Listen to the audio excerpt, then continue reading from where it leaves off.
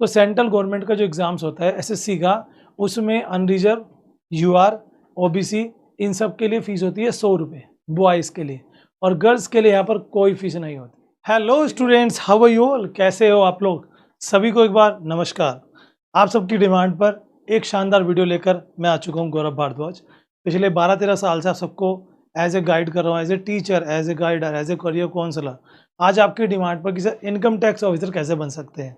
मुझे पता है ये एक ऐसी जॉब है जिसमें रेस्पेक्ट तो मिलती है, एक रेस्पेक्ट भी बहुत अच्छे लेवल की मिलती है, सैलरी काफ़ी अच्छी होती है, फैसिलिटी काफ़ी अच्छी होती है, और एक रुतबा होता है कि भाई शहर में जज हो, चाहे इनकम टैक्स ऑफिसर हो, चाहे आरटीओ ऑफिसर हो, और चाहे भी पुलिस कमिश्नर हो, इन चारों की बात ही अलग होती है। तो अगर आप भी बनना चाहते हैं इनकम टैक्स ऑफिसर, 12th के बाद क्या प्रोसीजर है, कोई एग्ज़ाम्स होता है, क्या उसमें आता है, जॉब अपॉर्चुनिटीज़ क्या है, सैलरी कितनी मिलेगी, करियर क्या है, ग्रोथ क्या है, कितने घंटे काम करना है, हर एक चीज़ बताऊंगा आज की अपनी इस वीडियो में। पूरी रिसर्च करके आया हूं दोस्तों।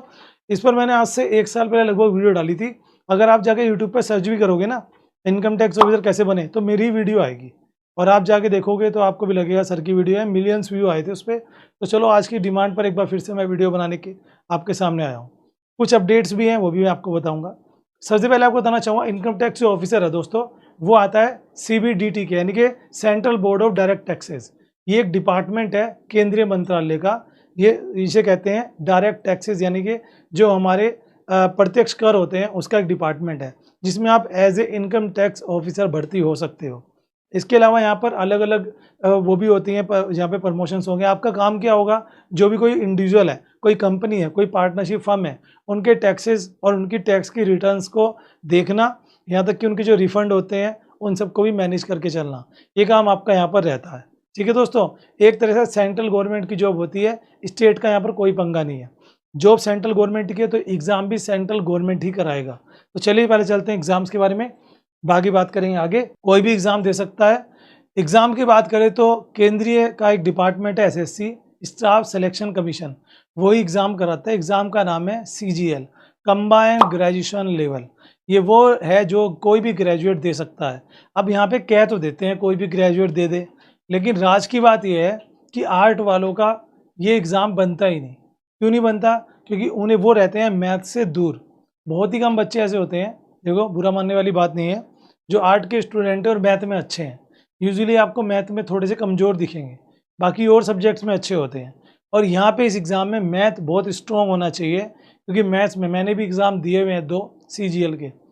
और मैं आपको बताना चाहूँ, मेरा भी एक बार इंटरेस्ट था, तो उस समय आपको बताना चाहूँ, मैथ्स का मुझे लगता था कि मैं बहुत एक्सपर्ट हूँ मैथ में। उसके बाद भी मुझे वहाँ पे मैथ्स में मेरे थोड़े से मार्क्स कम रह गए थे, और बाकी सब में ठीक ठाक थे।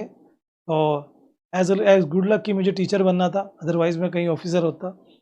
मेरा फ्रेंड जो बहुत समय से तैयारी कर रहा था इनकम टैक्स ऑफिसर की, उसने जिसको साथ में लगाया वो तो बन गया, वो फिर रह गया। तो इसने BTC करके गवर्नमेंट टीचर ही बनाओ। तो कुल मिला के बात ये है, लक भी चलता है इसमें। ठीक है, आप ये मत सोचो कि आपका मैथ अच्छा नहीं है तो आप नहीं निकाल पाओगे। आपका लक अच्छा है, थोड़े से आप हार्ड वर्किंग हो, आप कर सकते हो। 18 से 27 एज का कोई भी अप्लाई कर सकता है। अगर आप कास्ट की बात करें तो कास्ट के हिसाब से थोड़ा सा रिटेंशन आपको यहाँ पर मिल सकता है, थोड़ी सी एज में छूट मिल सकती है, वो एज़ पर रूल रहेगी, आप चेक कर सकते हैं, सेंट्रल गवर्नमेंट का रूल। ग्रेजुएट कोई भी अप्लाई कर सकता है। अब कुछ सवाल होंगे, सर क्या हम फाइनल ईयर में अप्लाई कर लें? अगर आप फाइनल ईयर में अप्लाई कर सकते हैं, क्योंकि एग्ज़ाम को होने में 3 से 4 महीने लगते हैं, तब तक आपकी डिग्री भी आ जाएगी। अगर आपने एग्ज़ाम भी दे लिया तो सिलेक्शन होने में भी 6 महीने लग जाते हैं, तब तक तो आपकी डिग्री आ ही जाएगी। नेक्स्ट आता है फीस। तो सेंट्रल गवर्नमेंट का जो एग्ज़ाम्स होता है एसएससी का, उसमें अनरिजर्व, यूआर, ओबीसी इन सब के लिए फ़ीस होती है 100 रुपये बॉयज़ के लिए, और गर्ल्स के लिए यहाँ पर कोई फ़ीस नहीं होती। फ्री ऑफ कॉस्ट एग्ज़ाम दो, गर्ल्स के लिए एग्जैम्प्ट है, कोई फ़ीस नहीं है। बेटी बचाओ बेटी पढ़ाओ योजना के तहत यहाँ पर ये फ्री कर रखा है। ठीक है जी, आप आगे बढ़ें तो फ्री में आप अप्लाई कर सकते हैं। तो ये 3 चीज़ तो मैंने आपको बता दी। अब चलते हैं एग्ज़ाम्स की और सैलरी की। तो पहले आपको लिए चलता हूँ सीधा, मुझे पता है सबको मन में सैलरी जानने का होगा। तो देखो, जो इनकम टैक्स ऑफिसर होता है उसकी सैलरी स्टार्टिंग में लगभग 60,000 से 70,000 के बीच में होती है। जैसे अभी आजकल एक न्यूज़ चल रही है कि 8 पे कमीशन जो है वो लग रहा है, तो ऐसे में सैलरी जो है ये मान के चलिए कि 10 से 20% की बढ़ोतरी होगी। 70 से 80 हज़ार के बीच में आप सैलरी मानकर चलिए यहाँ पर दोस्तों, ठीक है। उसके अलावा जो और फैसिलिटीज़ की अगर मैं बात करूँ तो ये मान के चलिए कि आपको रहने के लिए क्वार्टर मिलेगा। अगर आप लेते हैं तो ठीक, नहीं लेते हैं तो आपको उसका पैसा कटता है जब आप लेते हैं तो। उसके अलावा खाने पीने की सुविधा मिलती है, कन्वेंस मिलता है। अगर आप किसी ऑफिस के काम से जा रहे हैं तो आपको गाड़ी मिलती है, उसका तेल का खर्चा मिलता है, ये चीज़ें मिलती है। बाकी यूनिफॉर्म वगैरह अगर है तो उसके चार्जेस मिलते हैं, और भी बहुत सारी चीज़ें जो यहाँ पे फैसिलिटीज़ आपको मिल जाती हैं, क्योंकि ये सेंट्रल गवर्नमेंट की जॉब है दोस्तों, ठीक है। उसके अलावा बात करते हैं अब कि यहाँ पर देख सकते हो ये सैलरी।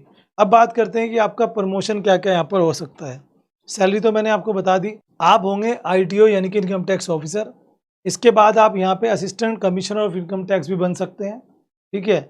उसके बाद आप deputy commissioner of income tax भी बन सकते हैं, जॉइंट कमिश्नर होता है, एडिशनल कमिश्नर होता है, और लास्ट में होता है कमिश्नर। तो कुल मिला के कमिश्नर की भी 5 पोस्ट होती हैं दोस्तों, जो आपको 4, 5, 7, 8, 10 साल के बाद प्रमोशन में मिल सकती है। सैलरी एट लास्ट बात करूँ तो 1.5 लाख के आसपास पहुंच जाती है। और भी बहुत सारी फैसिलिटी हैं, आप सब जानते ही हैं, ठीक है। बहुत सारी फैसिलिटीज़ मिलती हैं। ट्रांसपोर्ट अलाउंस मिलता है, हाउस रेंट अलाउंस मिलता है, 30 लीटर पेट्रोल मिलता है, मोबाइल का बिल मिलता है, DA मिलता है, डी अलाउंस अलाउंस, और बाकी जो हाउस रेंट अलाउंस है वो आप लेते हो। उसके अलावा बहुत सारी चीज़ें हैं, पूरी चीज़ें मैंने आपको यहाँ पर दिखा दी पूरी रिसर्च के साथ दोस्तों, ठीक है। ये देख सकते हैं कितनी सारी सुविधाएं यहाँ पर आपको मिल जाती हैं। अब बात करें, चलिए ये तो मिल गई, एग्ज़ाम का क्या होगा।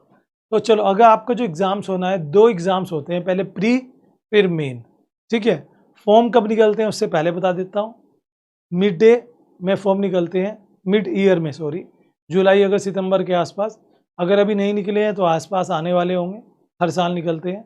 कभी कभी कोरोना के चक्कर में 1-2 साल नहीं निकले थे।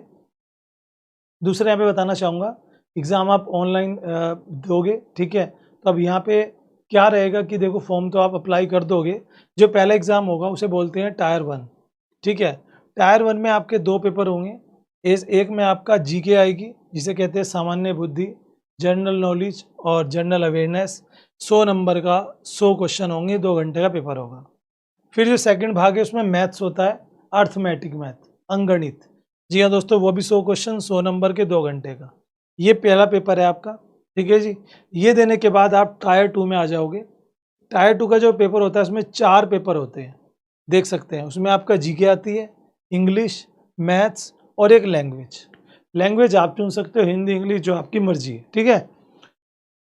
और ये आ गया, सॉरी, यहाँ पे कम्युनिकेशन भी आता है, जो कि बहुत छोटा सा है, वो तो आप पढ़ ही लोगे। मेन ये 4 सब्जेक्ट हैं, 200 नंबर, 100 नंबर, 200 नंबर, 100 नंबर, 3 घंटे का एक पेपर, 2.5 घंटे का, फिर 4 घंटे का, फिर 2 घंटे का, ऐसे। ये सब करने के बाद अब आगे टायर 3। टायर 3 में क्या रहता है, आपका एक टेस्ट लिया जाता है, जिसमें आपका डिस्क्रिप्टिव एग्जाम होता है, जिसे एक ऐसे आपको लिखने के लिए दिया जाएगा। 1 घंटा या आधा घंटा या पौन घंटा दिया जाएगा, आपको उसमें ऐसे लिखना है। यहाँ पे कोई भी टॉपिक दिया जाता है, क्योंकि जितने भी ऑफिसर रैंक की जॉब्स होती हैं, इनके लिए ये काम बहुत ज़रूरी होता है, क्योंकि सरकारी डिपार्टमेंट में लिखा पढ़ी का बहुत काम होता है। और जिसे लेटर वगैरह लिखने ना आता हो, एप्लीकेशन, ऐसे वगैरह ना लिखना आता हो, वो डिपार्टमेंट में रखा ही नहीं जा सकता, तो ये आ जाता है। उसके बाद बस आपका यहाँ पे डॉक्यूमेंटेशंस होते हैं, उसके बाद आप यहाँ पे सिंपली जॉब ले लेते हो। तो कुल मिला के बात ये है, आप सिंपल सा बताता हूँ, SSC की वेबसाइट पे चले जाओ, या फिर गूगल पे या यूट्यूब पे सर्च कर लो SSC कैलेंडर। पूरे साल का कैलेंडर जारी हो जाता है। मैंने भी वीडियो बनाकर बताया था 6 महीने पहले। उसमें पूरे साल में कब कब कौन कौन से एग्ज़ाम्स निकलेंगे उसके बारे में होता है। अगर आप वो कैलेंडर देख लेंगे तो आपको पता लग जाएगा कब निकलेंगी वैकेंसी CGL की। एग्ज़ाम आप अप्लाई करो, तैयारी करो। तैयारी के लिए मैं 3 चीज़ें आपको बताता हूँ। सबसे पहले, सेपरेट बुक खरीदना सब्जेक्ट वाइज, सारी बुक एक साथ मत खरीदना। नंबर 3, ऑनलाइन भी पढ़ना, ऑफलाइन भी पढ़ना।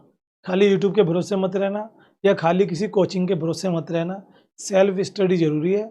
याद रखना दोस्तों, SSC CGL का एग्ज़ाम IAS के एग्ज़ाम को टक्कर देता है, जो आजकल का समय चल रहा है, कंपटीशन मतलब। तो आप सब अगर चाहते हो इनकम टैक्स ऑफिसर बनना, जानकारी आज की कैसी लगी कमेंट करके जरूर से बताना।